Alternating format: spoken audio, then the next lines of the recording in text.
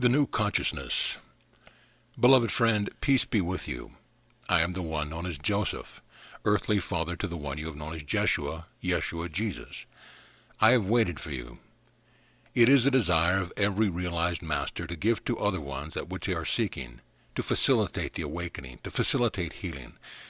In my lifetime I was known as a carpenter, and I loved to work with wood. But another aspect of my life in the Essene community was with healing. For I knew the power of the Christ energy, having been raised in the Essene community from the time I was very small. I studied with my teachers, where there was a sharing of the revelation from ancient times, and much of it had to do with the divinity of oneness, the divinity of the Christ in expression. My teachers were, as truly your teachers are in this day and time, great friends. There was nothing that they would not share with me, and I did ask many questions. As the small one, growing taller, I had many questions. Many times I later would pass this information on to my son Jeshua. Many times I was told to sit in silence, to sit by flowing water, to contemplate the inner knowing. To be in the flow of life, it is to be as a stream, the flowing water, to go with each moment and to be in celebration of it. As you find the joy in life, as you come truly alive in that joy, you find the healing that you have been seeking. That is what I told my friends and neighbors in the villages where we lived. I spoke unto them, for there were many who would come to me for healing, to sit by flowing water and to have revelation of healing in the flow of the water, or to sit in the flowing water and to feel that dynamic energy. There was a ritual that we observed in the community every day. It was the cleansing, the ritual washing to stand in flowing water, such as you do in this day and time with what is called your shower. This was the ritual that we practiced every day. It was cleansing for the body. It was refreshing, as your showers in this day and time. But we also acknowledged the deeper symbolism of it, the cleansing of the old particles of belief that we had perhaps given ourselves over to in that day. A washing away of old thoughts, old feelings, some of the accumulation of rubbish, the same as you would wash off the filth from the skin. It was a cleansing and a newness to go forth after the ritual washing. It was symbolic as well as physical. Remember that as you take your showers, it is not just to cleanse the body, which, as I have said, is most refreshing. It is very good, and your technology has given you the ease of having the flowing water right in your dwelling place. You do not have to seek out the waterfall. In truth, our community also knew the technology of having the running water. Allow the shower or the bath to be both physical and also soul cleansing. For you are moving into a new awareness, moving through fourth into fifth dimensional awareness.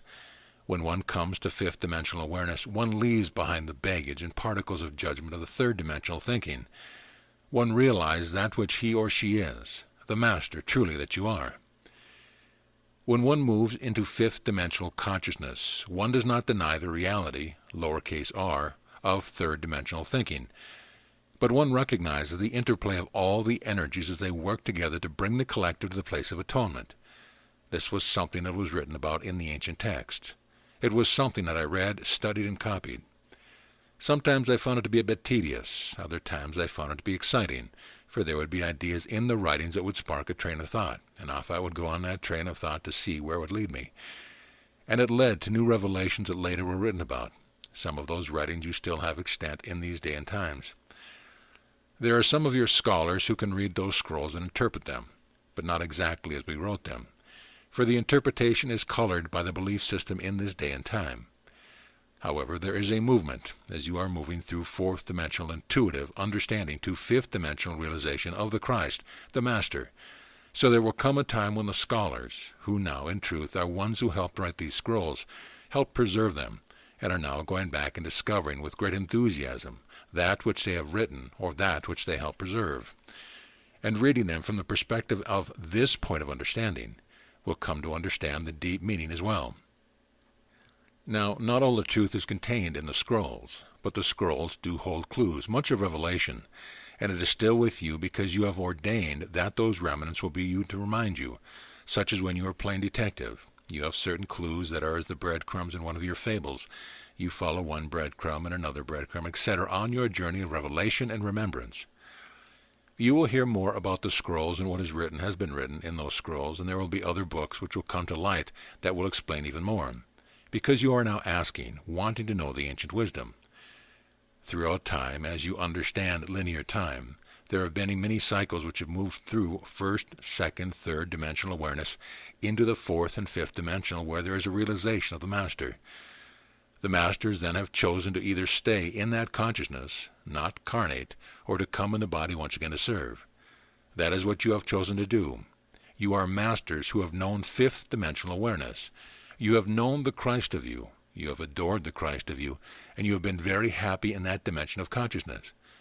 But you have chosen to come once again to serve the brothers and sisters and to temporarily walk amongst them in a state of semi-forgetfulness, to be able to speak with them, to be able to awaken them to what is already awakened within you, and to play the dramas and to bring about the healing.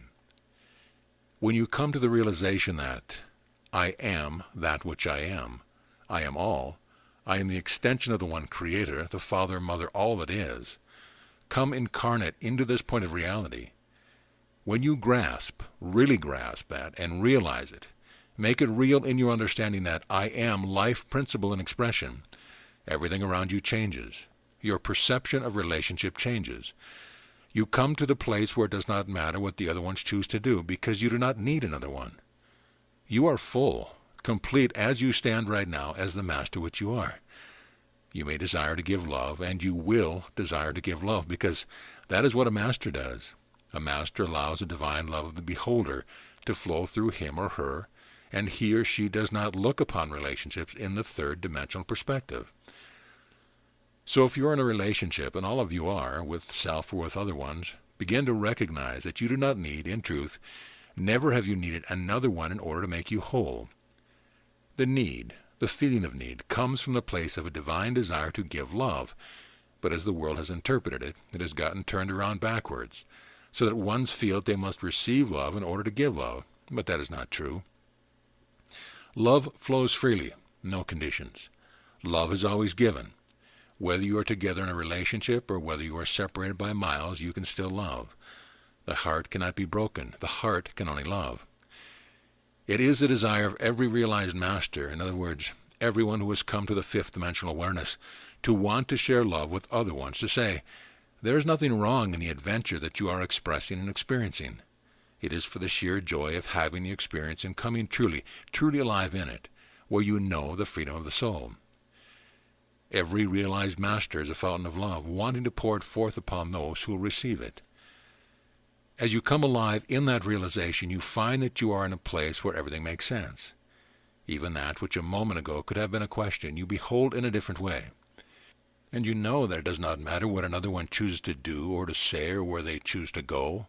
You are whole.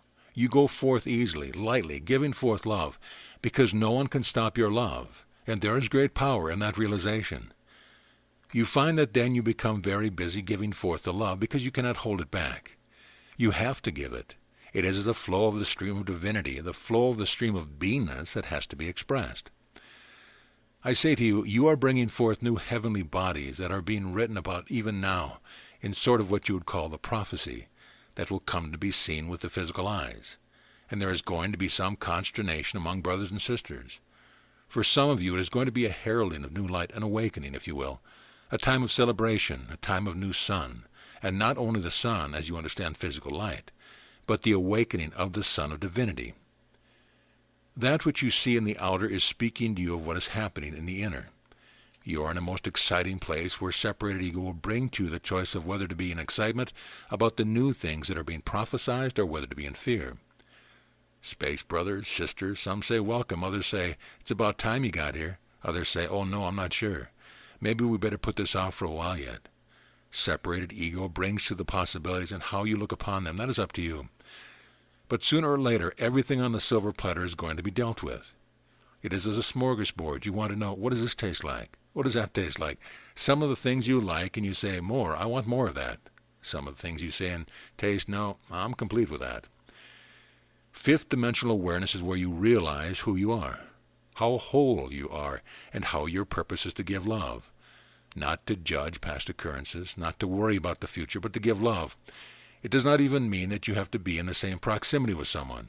You can be or not, but your purpose is to give love wherever you go, physically, mentally, emotionally.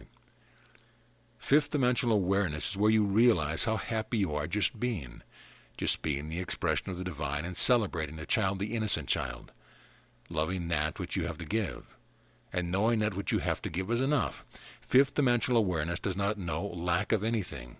That is not its focus. As you are living from the place of the fifth dimensional awareness, knowing it all works together for the atonement, you come to a place of celebrating even that which the world would judge to be a tragedy, negative, wrong, or a detour. You come to celebrate it as an expression of the creativity of the adventure. That is what you are, great masters who have chosen to adventure once again in third-dimensional thinking and perspective, and to suffer the slings and arrows of limited belief system, for a while until you shake yourself loose from them. You are whole, complete, and you are loved, greatly, greatly loved, because you are that love. You are in the flow of that love. You are the journey of the stream. The drop of water in the stream does not judge itself, and it does not judge the other drops of water. It goes with the flow of energy, the Christ energy. That is my message to you. Every realized master desires to give to you the key of knowing your own realization, your own healing. It is a remembrance of the wholeness that you are. You are on the cusp of realizing who you are, moving through the intuitive fourth dimension to the place of fifth dimensional perspective and awareness. And I welcome you there. We serve together. Peace be with you. Joseph St. Germain.